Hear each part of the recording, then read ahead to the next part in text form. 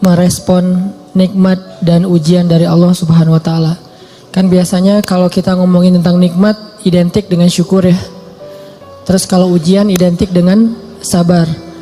Tapi gak selalu kayak gitu keadaannya. Kadang-kadang nikmat itu bisa bikin kita GR. Ujian bisa bikin kita salah sangka kepada Allah Subhanahu wa taala.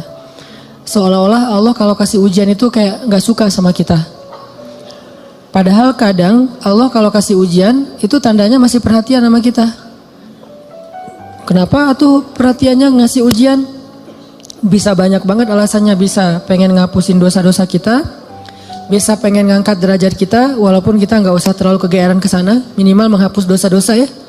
Bisa juga emang mungkin hanya dengan cara dikasih ujian kita rajin beribadah. Dan itu kita banget kayaknya tuh. Kalau lagi banyak masalah, tahajudnya rajin. Mendekati ujian nasional, tahajud nggak tinggal selama sebulan. Hari ujian nasional terakhir, malamnya udah gak tahajud lagi. Kan kita banget nih.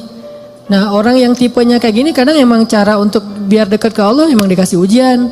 Makanya jangan jadi tipe kayak gitu. Walaupun ada orang lain yang soleh tapi tetap dikasih ujian. Kenapa? Karena Allah Subhanahu wa taala benar-benar pengen lebih dekat sama dia. Makanya Nabi bilang asyadun nas balaan al-anbiya summas salihin. Orang yang paling banyak diuji sama Allah itu orang para nabi, kemudian orang soleh, kemudian yang mendekati kesolehan dan seterusnya dan seterusnya. Ternyata kadang ketika kita dikasih nikmat, kita tuh jadi kegeeran. Jangan-jangan ternyata nikmat itu bukan sebuah anugerah, justru nikmat itu adalah sebuah istidraj. Gimana kita ngebedain anugerah sama istidraj? Indikatornya sederhana. Seperti apa hubungan kita dengan Allah lewat nikmat itu. Kalau nikmat itu menjauhkan kita dari Allah dan makin nikmat makin jauh, biasa-biasa aja, lempeng dalam urusan agama, berarti nikmat itu adalah istidraj. Kalau nikmat itu bikin kita makin bersyukur, bentuk syukurnya bisa makin dekat ke Allah dalam bentuk ibadah, bisa juga makin banyak manfaatnya ke orang lain dengan berbagi, berarti nikmat itu adalah anugerah. Dua-duanya nikmat, karena dua-duanya dinikmati. Tapi ada anugerah, fadl, ada juga istidraj. Atau kadang-kadang kegeeran kita kasus yang lain misalnya gini. Kayak dalam keluarga ya. Dalam keluarga kita berdoa nih. Berdoa, ya Allah mudahkanlah rezeki saya, keluarga saya, pasangan saya, kayak gitu-gitu. Atau anak kita sakit. Terus kita berdoa, ya Allah sembuhkanlah anak saya. Yang berdoa malam itu bukan cuma kita loh. Orang tua kita berdoa, pasangan kita berdoa. Kadang sampai pembantu juga berdoa. Tiba-tiba Allah kasih kita nikmat lewat doa ini. Misalnya anak sembuh, misalnya kita lulus ujian, misalnya dapat kerjaan. Terus kita tiba-tiba kegeeran. Ya doa saya diijabah banget ya. Di sini nih kegeerannya nih. Apa ini enggak husnuzon Ustaz? Husnuzonnya kalau Allah maha baik ya. Mau mengijabah doa orang yang tidak layak diijabah. Ini husnuzon. Kalau kegeeran, ya. Alhamdulillah saya orangnya layak diijabah doa ya. Doa saya tuh cepat banget diijabah. Lo baru semalam doa, hari ini udah ijabah. Kalau yang diomongin adalah kitanya, itu kegeeran. Kalau yang diomongin adalah kebesaran Allahnya, itu namanya husnuzon, bagian dari tahadus bin ni'mah. Wa amma bi ni'mati rabbika fahaddis. Yang dibicarain tuh bukan kita, tapi Allahnya. Atau kalau mau lebih nggak GR lagi, kita berhusnuzonnya bukan cuma ke Allah. Allah maha baik plus, oh ini kayaknya ada doa di dalam keluarga saya nih yang diijabah oleh Allah. Bisa doa ibu, bisa doa ayah, bisa doa pasangan, bisa doa bahkan pembantu yang kita nggak tahu diam-diam dia mendoakan kita. Jadi bukan kitanya yang hebat, yang keren, yang soleh, tapi ada orang lain di sekeliling kita yang soleh kemudian mendoakan sehingga memudahkan urusan kita. Sama kayak dalam dakwah, misalnya saya dengan teman-teman bikin pemuda hijrah nih. Pemuda hijrah ini dulu taklimnya 3 tahun yang lalu paling banyak cuma 30 orang. Selama 8 tahun. Tiba-tiba alhamdulillah Allah berikan keberkahan, jadi rame. Kita jadi bareng-bareng sekarang ada ribuan orang misalnya. Saya selalu mention ke teman-teman, ini pasti ada orang di antara tim kita nih yang dia itu sama Allah itu dekat banget. yang diam-diam malam dia berdoa, gara-gara doa dialah jadi banyak kemudahan untuk kita. Bukan, mungkin yang doa semua ikut berdoa, saya berdoa, teman-teman semuanya berdoa, cuman jangan kegeeran, ya alhamdulillah ya, saya baru doa kemarin sekarang udah diijabah. Ini kalau kita kayak gini, ini agak kegeeran, sesekali wajar. Kalau sering kali, ini gak bagus. Bikin kita jadi ngerasa udah baik, udah soleh. Dan Allah mengatakan, fala tuzakku anfusakum. Jangan kalian menganggap diri kalian udah baik, soleh, suci. Huwa a'lamu bimanittaqo. Allah lebih tahulah siapa yang paling taat. Jadi teman-teman, kadang kayak gitu kegeerannya. Atau ada juga bentuk kegeerannya gini. Dia jomblo. Udah gitu ngelamar cewek hafizah 30 juz.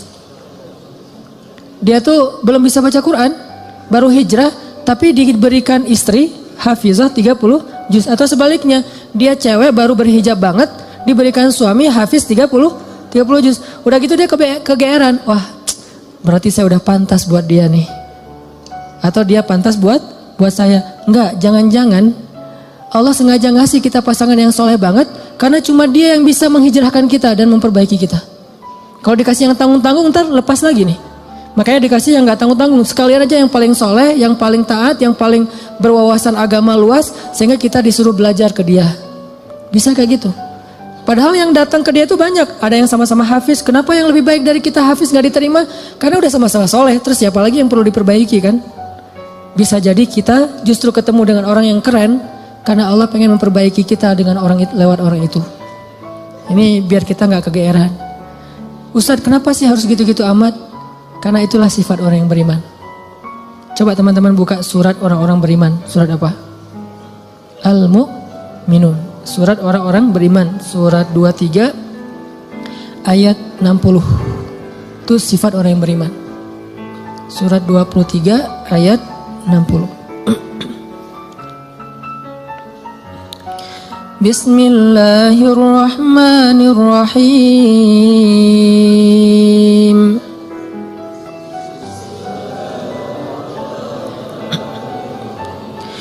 والذين يؤتون ما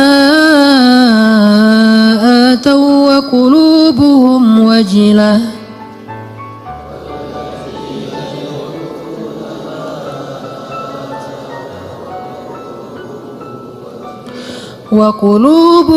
وجلة أنهم إلى ربهم راجعون.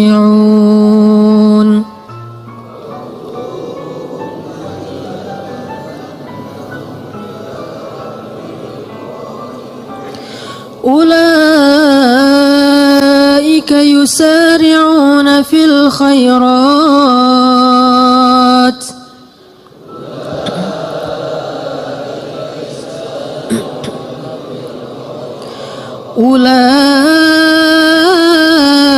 يسارعون في الخيرات وهم لها سابقون.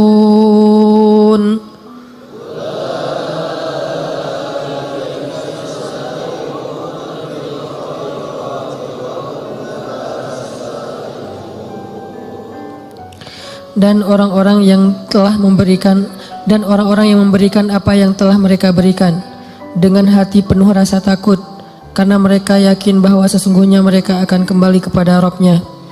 Mereka itulah orang-orang yang bersegera kepada kebaikan-kebaikan, dan mereka itulah orang-orang yang lebih dulu memperolehnya. Ini terjemahannya agak sedikit rancu ya, karena kalau kita baca tafsir bukan memberikan, melakukan. Jadi ketika ayat ini turun, Aisyah nanya kepada Nabi, apa tafsirnya? Walladzina yu'tuna ma atau wa qulubuhum wajilah. Dan orang-orang yang telah memberikan apa yang mereka telah berikan, sedangkan hati mereka masih merasa takut. Aisyah nanya, maksudnya apa ya Rasulullah? Kenapa mereka takut? Apakah mereka melakukan dosa-dosa? Apakah mereka bermaksiat sehingga mereka menjadi takut? Kata Nabi, bukan. Maksud melakukan atau memberikan di sini adalah mereka udah sholat, mereka puasa, mereka sedekah. Jadi bukan cuma sedekah ya, semua amal soleh. Mereka udah bantu orang. Jadi mereka itu udah banyak banget ngelakuin kebaikan.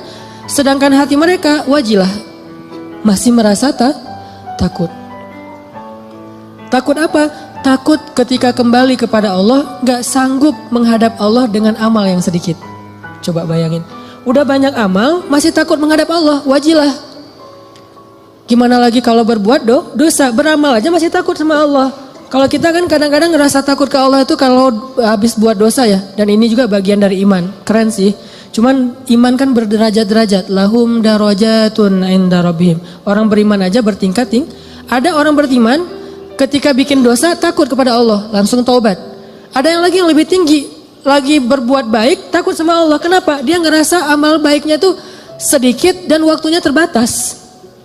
Dia pengen berbuat yang banyak tapi nggak punya waktu, nggak punya merasa lemah, merasa tidak maksimal, merasa belum memberikan semua hak Allah, merasa kurang, merasa belum istimewa, belum sempurna. Ini orang yang walladzina yu'tuna ma atau wa qulubuhum wajilah. Makanya teman-teman, kalau teman-teman perhatiin di akhir surat Al-Baqarah, kan tuh ada doa Rabbana la tu'akhidna in nasina aw akhtana. Itu bukan doa orang yang berbuat dosa loh. Itu doa orang habis beribadah. Dia habis beribadah, habis sholat misalnya, doanya Rabbana la tu'akhidna in nasina aw akhtana. Udah beribadah masih minta maaf sama Allah. Ya Allah, jangan marah ya sama saya kalau saya ada yang silap, ada yang lupa, ada yang gak sempurna. Ini orang beriman, udah beribadah masih minta maaf. Sama kayak ayat idza jaa nasrullahi wal fath wa ra'aitan nasa yadkhuluna fi dinillahi afwaja fasabbih bihamdi rabbika wastaghfir. Kalau telah datang pertolongan Allah dan kemenangan dan engkau melihat orang berbondong-bondong masuk kepada agama Allah. Maksudnya apa? Kalau dakwah kamu sudah sukses. Wahai Muhammad, wahai kaum muslimin, kalau dakwah kalian sudah sukses, orang berbondong-bondong ikut pengajian, orang berbondong-bondong berhijrah, jadi tren baru sekarang Islam misalnya di zaman dulu Nabi. Orang berbondong-bondong memeluk agama Islam. Dakwah kamu tuh udah keren banget, usaha kamu tuh udah maksimal. Ketika kamu mendapatkan kesuksesan dalam dakwah, maka pujilah Allah dan beristighfarlah. Kenapa? Habis berdakwah, habis sukses malah disuruh beristighfar. Dan yang disuruh itu adalah Nabi loh secara personal, bukan kaum muslimin. Kalau kaum muslimin mungkin mengatakan fasabbihu bihamdi rabbikum wastaghfiru gitu kan ya. Tapi karena personal, fasabbih bihamdi rabbika wastaghfir. Engkau wahai Muhammad. Jadi Nabi banget yang disuruh. Kalau Nabi aja disuruh istighfar, apalagi umatnya. Dan Allah menyuruh Nabi istighfar bukan habis berbuat dosa, bukan. Karena Nabi tidak berbuat dosa. Kapan disuruh istighfar?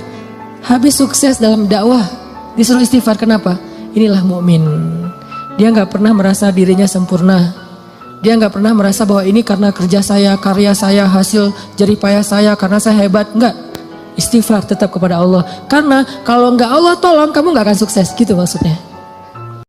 Oke, sampai sini gimana nih? Udah paham kan sama tausiah yang baru saja kita dengarkan?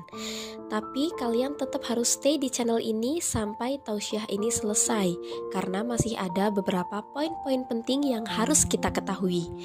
Nah, lebih baik kita langsung saja lanjutkan tausiah berikut ini. Stay tune.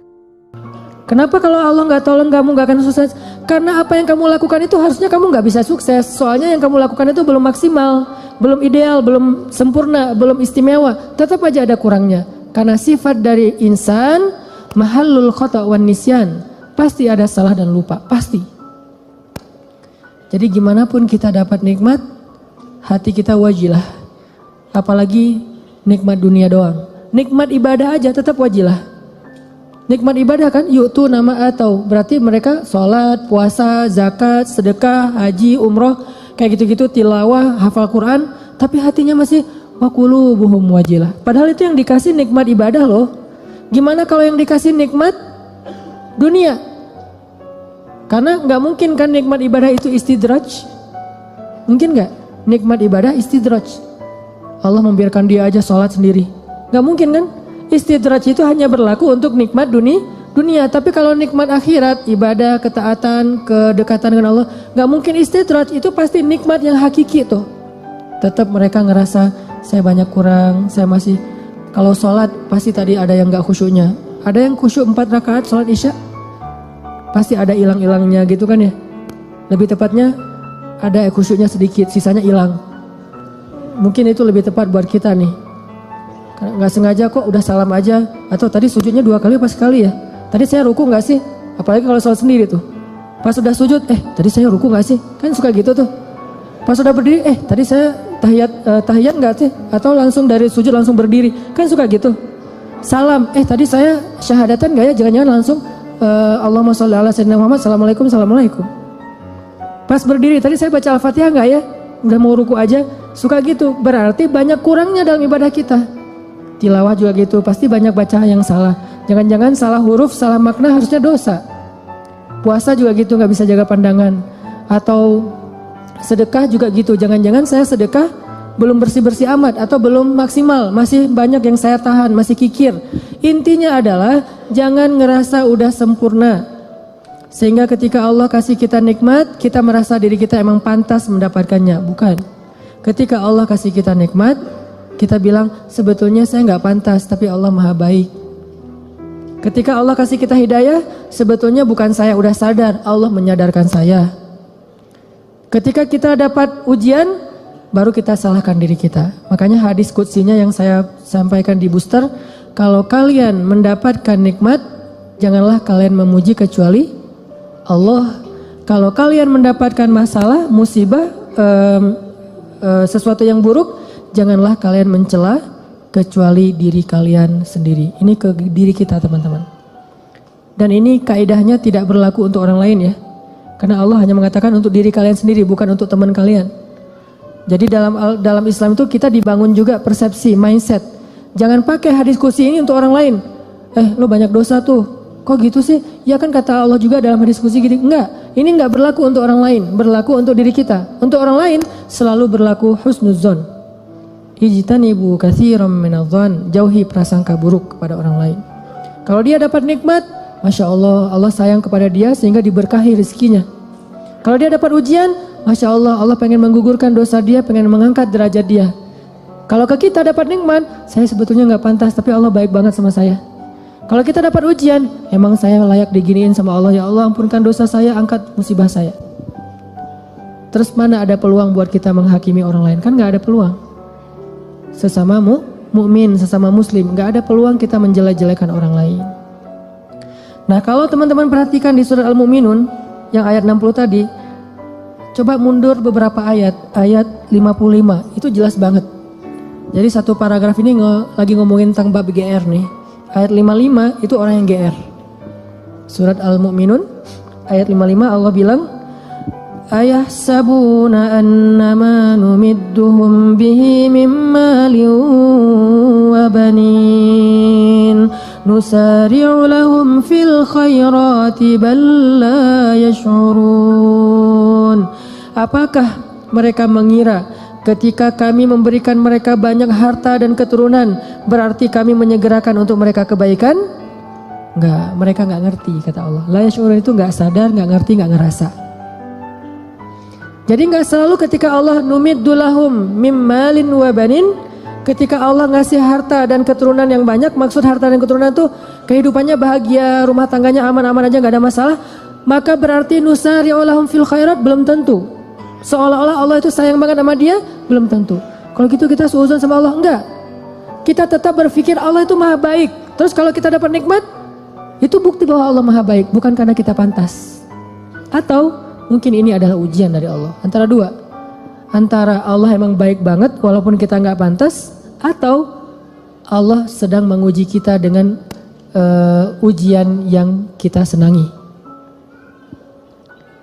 Dulu ketika masih sendiri, setiap malam tahajud, ya Allah beri saya pasangan imam yang bisa ngimamin saya. Nggak apa-apa deh yang dibaca Al-Ikhlas juga, yang penting dia imam.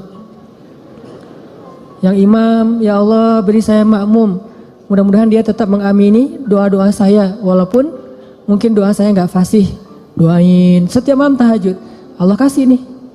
Persis kayak bayangan kita banget nih. Spesifik. Hidungnya, matanya, wah segala macam. Gua banget lah pokoknya. Pas udah dapat gitu masih bangun tahajud gak? Atau udah mulai telat-telat dikit? Kenapa telat-telat dikit? Susah bangunnya sekarang.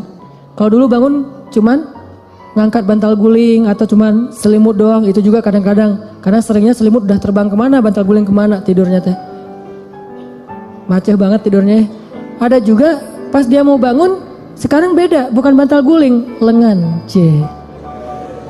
mungkin lengan itu lebih ringan daripada bantal guling secara kilonya kayak gitu ya. Tapi rasanya berat. Taruh lengan, aduh gimana nih caranya, ntar dia terbangun. Kan saya nggak pengen ngebangunin dia, kasihan, alasannya modus. Nggak tahajud, atau tahajudnya telat, atau mulai berkurang. Lama-lama tadi tahajud 11, sekarang jadi tinggal 8, 4, 2, tinggal witir doang. Tapi masih lumayan lah. Akhirnya subuh di masjid, subuh di rumah, subuh telat, subuh dijamak dengan duha. Kan bertahap tuh. Udah gitu ngejamaknya kompakan lagi, berjamaah. Jamak subuh sama duha berjamaah sama suami istri, kan kompakan ya. Masya Allah luar biasa, kompak, istiqomah, menjamak. Allah pengen nguji kita lewat pasangan justru. Kadang Allah pengen nguji kita dengan terlalu sibuk dengan kerjaan. Tadinya kita nggak punya kerjaan, nganggur, akhirnya bisa beribadah tepat waktu. Begitu udah ada kerjaan, jadi nggak tepat waktu lagi. Kenapa? Alasannya mulai sibuk, mulai rush, mulai tight jadwal, kayak gitu-gitu. Nah ini artinya jangan selalu kegeeran bahwa Allah sayang sama kita. Bahwa kita layak disayangi oleh Allah, bukan. Mungkin antara dua, Allah emang baik banget atau Allah pengen nguji kita dengan nikmat tersebut. Jadi di sini disebutkan ayah sabun, apakah mereka mengira annama numiddu lahum min malin wa banin nusari'u lahum fil khairat bal la yash'urun. Mereka pikir kalau kami udah ngasih mereka harta dan keturunan berarti kami menyegerakan kebaikan buat mereka. La yash'urun, mereka nggak ngerti. Justru orang beriman di ayat berikutnya disebutkan walladzina yu'tuna ma ataw wa qulubuhum wajilah annahum ila rabbihim raji'un.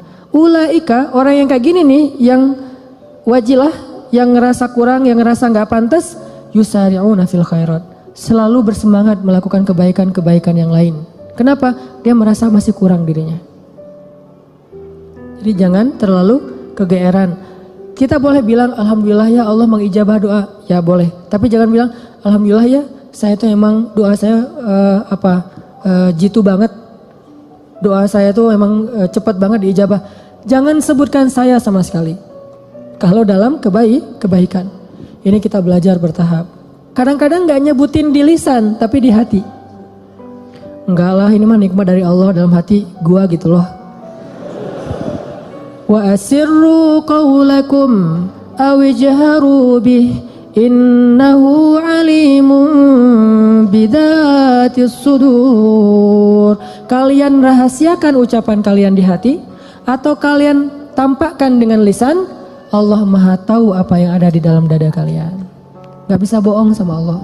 Terus gimana Ustaz kalau kebersit kayak gitu, membatin? Lisan kita mah selalu ngomong, Masya Allah ya lu lulus. Alhamdulillah ini nikmat dari Allah, padahal gua gak bisa apa-apa. Lisan nih. Hati kita, ya emang kamu heran kalau saya lulus. Mulai kan ada sombong tuh. Mulai agak kegeeran nih. Kita kalau muncul itu, langsung kita tolak, kita reject dengan apa? Astagfirullahaladzim.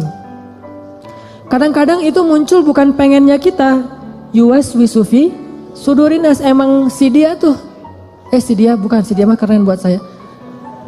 Orang itu, zat itu tuh. Yaitu khannas yuwaswisufi sudurinas. Kita gak pengen sombong, kita gak pengen riya. Dia yang yuwaswis supaya kita sombong. Saya kan pernah cerita, ngimamin. Pengen ngimamin yang paling maksimal. Biar semuanya khusyuk. Kan kalau yang lain khusyuk kebawa pahalanya ke yang ngimamin nih. Allahu Akbar. Alhamdulillahi Rabbil Alamin. Semaksimal mungkin, sebisa mungkin yang bagus bacaannya. Pas sudah selesai sholat, yuwaswis. Atau belum selesai sholat, baru amin. Keren juga ya suara saya muncul. Yuwaswis. Itu bukan saya ya, saya gak pengen kayak gitu-gitu amat lah.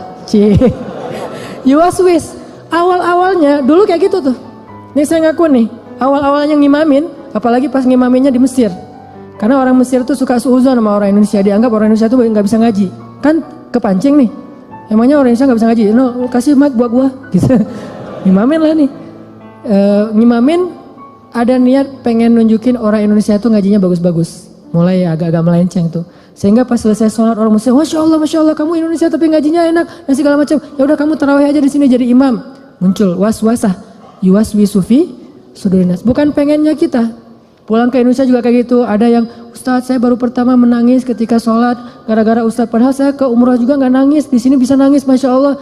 Langsung yuwas-wis. Wah itu habis-habisan tuh. Gimana caranya? Gara-gara itu terus saya nggak jadi berusaha semaksimal mungkin. Ya udah deh, gue biasa-biasa aja daripada sombong. Alhamdulillah Rabbil Alamin, Ar-Rahmanir Rahim. Ustadz kok ngajinya gitu? Saya nggak mau sombong. Was-was juga ya, yuwas-wis. Wah lu ikhlas banget ya orangnya, ikhlas. Ikhlas yang butuh istighfar. Sama dengan istighfar, yahtaju ilal istighfar. Istighfar butuh istighfar. Kenapa? Ya ini main hati nih, berat nih. Terus gimana caranya? Gak apa-apa, lanjutin aja. Awalnya emang ria, sombong, dikit-dikit. Bertahap, lama-lama dia akan berkurang. Dengan kita reject. Enggak. Mau enggak sih, kita tuh enggak setuju sama dia. Lama-lama dia enggak akan ngaruh lagi di hati kita. Sesekali doang ngaruh, dia lebih gampang nolaknya. Tapi kalau kita menghindar terus, susah. Sedekah gitu, dilihat orang, wah 100.000 Yang di sebelah cuman 1.500 koin, kita 100.000. Awalnya sih emang beda sih rasanya. Karena pertama 100.000. Awalnya nih, besok lama-lama biasa aja. Lama-lama nggak ngaruh sama sekali. Udah di hati kita tuh udah kebal. Kan ini kematangan jiwa kita dalam beramal soleh ya. Orang kalau lagi puber pasti kayak gitu teman-teman. Ekspresif, heboh, lebay. Itu orang puber. Baru pertama ke masjid, heboh gitu ya. Wah gua baru ke masjid. Ntar kalau udah kebiasaan ke masjid, apaan sih yang mau dibanggain, biasa aja kali ke masjid gitu. Baru pertama tahajud, wah udah bangunin temannya tuh semangat, bangun. Nggak bangun tahajud. Saya aja udah 2 jam bangun dari tadi. Udah 11 rakaat, pamer. Namanya juga lagi puber. Baru hafal 1-2 hadis, wah ini dhaif. Semuanya dhaif, cuma dia doang yang sahih gitu. Lagi belajar. Kalau udah biasa hafal hadis, biasa aja. Atau emang gak hafal gitu. Kayak saya misalnya, karena gak hafal hadis ya udah gak usah komen-komen deh, biasa-biasa aja. Toh bisa jadi saya komen dhaif ternyata sahih. Daripada saya mendhaifkan yang sahih, mending saya diam. Nah ini artinya jangan menghindar. Tapi di reject. Begitu kita kegeeran di dalam hati, enggak. Ini hadza min fadli rabbi. Ini anugerah dari Allah. Ini Allah Maha Baik. Ini semuanya karena kebaikan Allah gitu. Lama-lama setan akan cari jalan lain, enggak akan yuwas-wis lagi. Dia akan menghindar.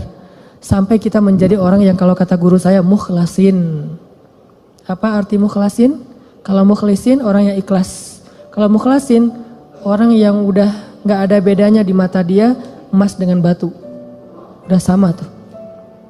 Ketika ditaruh emas, dia senyum. Dikasih batu juga dia senyum. Gak ada bedanya antara batu dengan emas, mukhlas. Maka setan udah gak bisa ngegodain dia. Gimana ngegodain? Orang emas dan batu sama di mata dia. Tapi kalau emas masih lebih berharga daripada batu, cuman dia masih berharap ridho Allah, itu namanya mukhlis. Kalau emas lebih berharga daripada batu dan dia tidak lagi berharap ridho Allah, itu udah gak mukhlis. Ada orang yang riya, ada mukhlis, ada mukhlas. Di mata Nabi Muhammad SAW, emas dan batu itu udah sama. Makanya setan udah nggak mau godain Nabi Muhammad, kecuali ada setan yang masih anak baru gitu, godain Nabi Muhammad. Kalau setan yang udah senior ya, udah tahu oh itu Muhammad nggak usah digodain deh, habis-habisin waktu loh. Mending godain yang lain-lain aja yang sahabat. Tapi kalau yang baru-baru kayak semangat gitu, gua mau godain orang nih. Pas ngeliat, ini ada lagi sholat digodain, Nabi Muhammad digodain. Kan sia-sia ya. Jadi kayak buang-buang waktu gitu. Dia godain Nabi Muhammad, begitu Nabi selesai sholat, dipegangin, digulung sama Nabi, digantung di tiang masjid. Teriak-teriak gitu. Pas pagi-pagi anak-anak Madinah, anak-anak kecil gitu, pergi sholat subuh, ngelihat ada bola tuh, mau diambil sama mereka, mau ditendang-tendang. Kata Nabi, jangan. Udah ditendang-tendang mereka, dia udah kesakitan, dikeroyok sama anak kecil Madinah gitu. Bayangin jin di masa itu jadi bola. Terus ditendang-tendang sama anak Madinah, diambil sama Nabi, dilepas, terus dia lari.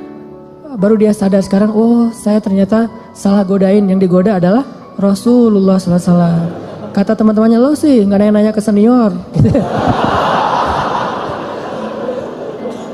Ini teman-teman artinya memang gak bisa sekaligus.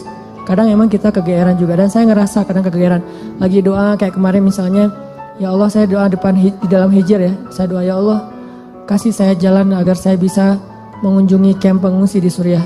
Saya pengen banget ke sana gitu, pengen ngelihat langsung. Mudah-mudahan dari situ semangat untuk bersosial, ngelakuin kegiatan kemanusiaan itu lebih kencang lagi. pulang dari sana nggak lama kemudian dapat jalan langsung. Insya Allah April mau ke kamp pengungsi misalnya, langsung kegeeran. Doa saya diijabah ya, keren ya. Yang muncul kayak gitu kan? Enggak. Kita tolak nih. Gimana nolaknya? Sebetulnya sih saya belum pantas ke sana, tapi Allah pengen ngasih saya ke jalan kebaikan. Gitu. Terus aja gitu. Lama-lama hal-hal yang kayak gitu nggak akan mempengaruhi keikhlasan kita lagi. Terakhir teman-teman, balik lagi kepada awal, kalau kita ngelihat ada orang dapat musibah, kita berhusnuzon dengan cara mudah-mudahan musibah ini mengangkat derajat dia. Kalau kita ngelihat teman kita dapat nikmat, kita berhusnuzon dengan mengatakan dia memang pantas mendapatkan nikmat itu karena Allah sayang sama dia. Sebaliknya kalau ke kita dapat musibah, kita katakan saya banyak dosa makanya dikasih ujian kayak gini untuk menghapus dosa saya. Kalau kita dapat nikmat, kita katakan saya sebetulnya nggak pantas tapi Allah maha baik sehingga Allah memberikan kenikmatan ini untuk saya.